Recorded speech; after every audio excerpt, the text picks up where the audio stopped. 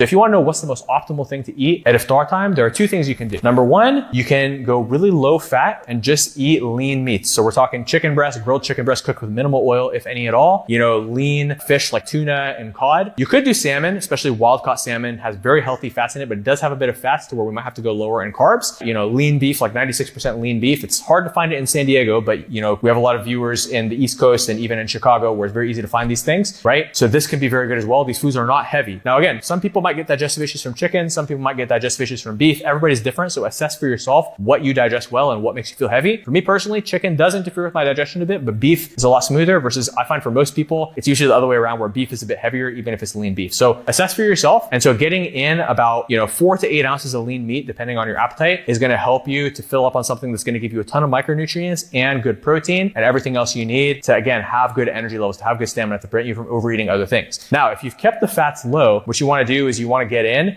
some complex carbs. So again, sweet potato, talbina, basmati rice, regular potato. These are all great foods. Now, in the past, I used to recommend lentils, but the problem with lentils is that for a lot of people, they cause bloating. And when I was younger, I used to eat lentils all day, no problem. But these days, if I touch lentils, I'm getting bloated for a couple days. So for me personally, I avoid lentils, but if you digest lentils well, you don't get bloated from them. It's a great food. So just always be mindful of which foods individually make you bloated. Some people don't realize this, but onion and garlic can actually make you bloated, right? And the Prophet ﷺ said, if you're eating garlic and onion, it's going to smell bad, so you shouldn't come to the masjid. So again, you can always use a breath freshener and get rid of it, but make sure you're not coming to the masjid smelling that way. Not because I said it, because the Prophet ﷺ said it. Now, but also when it comes to garlic and onion, even though they have a lot of health benefits, for a lot of people, they get bloated. Like I never knew this. I've always loved garlic and onion. I still love garlic and onion, but unfortunately, as I've gotten older, I get very bloated from it. So for me, I avoid it. And many people here may be like, hey, I feel bloated all the time. I wonder why. If you just cut some of these foods from your diet, you'll be very surprised that you feel way better. You have more energy and you're not bloated.